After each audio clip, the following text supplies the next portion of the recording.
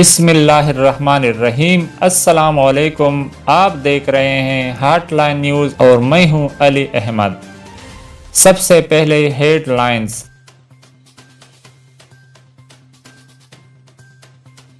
پاکستان میں corona vaccine لگانے کا آغاز آئندہ ہفتے سے ہوگا: اسد عمر۔ وفاقی وزیر منصوبہ بندی، ترقی و اصلاحات اسد عمر نے کہا ہے کہ پاکستان میں اگلے ہفتے سے فرنٹ لائن ہیلتھ ورکرز کی کورونا ویکسینیشن کا آغاز ہوگا۔ سماجی رابطے کی ویب سائٹ پر ٹویٹ میں اسد عمر نے کہا کہ ویکسینیشن کا نظام قائم کر دیا گیا ہے۔ ملک میں سینکڑوں ویکسینیشن مراکز کووڈ-19 کی ویکسین لگائیں گے۔ انہوں نے کہا کہ انشاءاللہ اگلے ہفتے سے فرنٹ لائن ہیلتھ ورکرز کی ویکسینیشن شروع ہوگی۔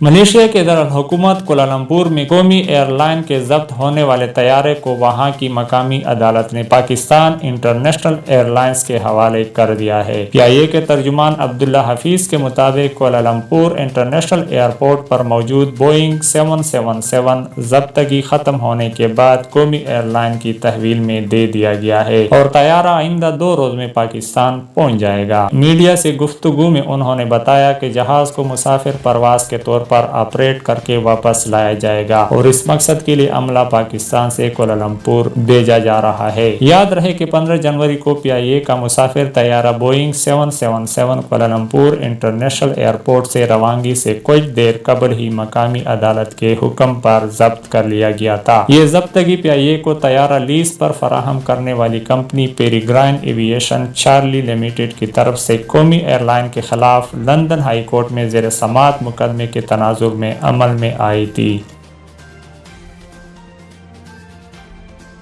اپنی حکومت کی تقریباً آدھی مدت مکمل کرنے کے بعد وزیر اعظم عمران خان نے پاکستان تحریک انصاف کے قانون سازوں کے اپنے حلقے کے لیے ترقیاتی فنڈز کا دیرینہ مطالبہ پورا کر دیا اور پائیدار ترقی کے اہداف کے تحت ہر رکن قومی اور صوبائی اسمبلیز کے لیے 50 کروڑ روپے کی گرانٹ کا اعلان کیا تاکہ وہ اپنے ووٹرز کے لیے ترقیاتی اسکیمیں شروع کر سکیں۔ مذکورہ فیصلہ پارلیمنٹ ہاؤس میں PTI کے پارلیمانی پارٹی کے اجلاس میں لیا گیا۔ وزیر اعظم کے زیر صدارت اس اجلاس میں اپوزیشن کی تحریک آئندہ سینٹ انتخابات، براڈ شیٹ کا معاملہ، 1100 ارب روپے کی کراچی ٹرانسفارمیشن پلان، کرک میں ہندو مندر میں توڑ پھوڑ کا حالیہ واقعہ، خیبر پختونخوا ترپارکر ترقیاتی پیکج اور پارٹی میں فیصلہ سازی میں PTI رہنما جہانگیر ترین کی واپسی سمیت مختلف امور پر تبادلہ خیال کیا گیا۔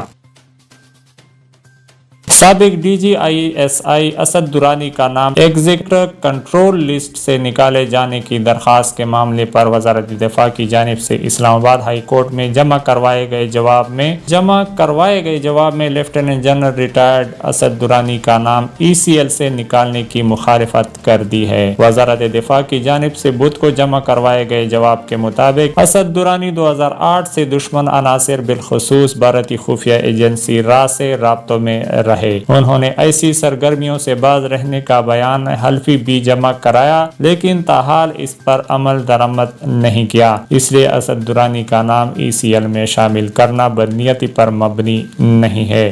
مزید کہا گیا کہ اسد درانی 32 سال تک پاکستانی فوج کا حصہ رہے اور اہم اور حساس عہدوں پر تعینات رہے ہیں، اس لیے ان پر سفری پابندی ضروری امر ہے۔ وزارت دفاع نے جواب عدالت میں جمع کروایا ہے لیکن چونکہ معاملہ عدالت میں زیر سماعت ہے اس لیے وہ ابھی اس پر کوئی رائے نہیں دے سکتے۔ انہوں نے مزید کہا کہ وہ اپنے وکیل سے پوچھیں گے کہ کب وہ میڈیا سے بات کر سکتے ہیں تو تب ہی کوئی رائے دے سکیں گے۔ وزارت دفاع کے جواب میں کہا گیا ہے کہ ISI کے سابق سربراہ نے بھارتی خفیہ ایجنسی را کے سابق چیف امر سنگھ دولت کے ساتھ مل کر کتاب لکھی جس کے جائزے سے علم ہوا کہ اس میں قومی سلامتی سے متعلق مواد موجود ہے اور کتاب کا متن آفیشل سیکرٹ ایکٹ 1923 کی بعض شقوں کی خلاف ورزی کرتا ہے، جس کی وجہ سے پاکستان آرمی ایکٹ کے تحت ان کی کورٹ آف انکوائری کا حکم دیا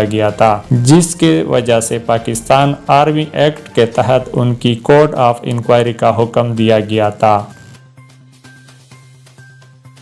ایران کے ساتھ تناؤ میں اضافے کے بعد امریکی فوج بحیرہ احمر میں یامبوکی بندرگاہ اور ملک کے شہر تبوک اور طائف میں 2 فضائی اڈوں کو استعمال کرنے پر غور کر رہی ہے۔ اسے منصوبہ بندی قرار دیتے ہوئے امریکی فوج کا کہنا ہے کہ اس نے پہلے ہی سعودی عرب کی یامبو بندرگاہ سے، جو تیل کی پائپ لائنز کی وجہ سے کافی اہمیت رکھتی ہے، زمین کے راستے ساز و سامان کی ترسیل کا تجربہ کر لیا ہے۔ امریکی نیوی کے کیپٹن بل رابن، جو مرکزی کمانڈ کے ترجمان ہیں، کا کہنا تھا کہ ان مقامات کا جائزہ 29 ستمبر 2019 کے سعودی تیل کی تنصیبات پر حملے کے بعد سے 1 سال سے جاری ہے۔ ریاض گزشتہ ہفتے بھی ایک پراسرار حملے کی زد میں آیا تھا، جس کی بائیڈن نے مذمت کی تھی۔ یہ معلوم نہیں ہو سکا کہ یہ میزائل تھا یا ڈرون حملہ۔ یمن میں حوثی باغیوں نے، جنہوں نے اس سے قبل ریاض کو نشانہ بنایا ہے، اس حملے سے لاتعلقی کا اظہار کیا ہے۔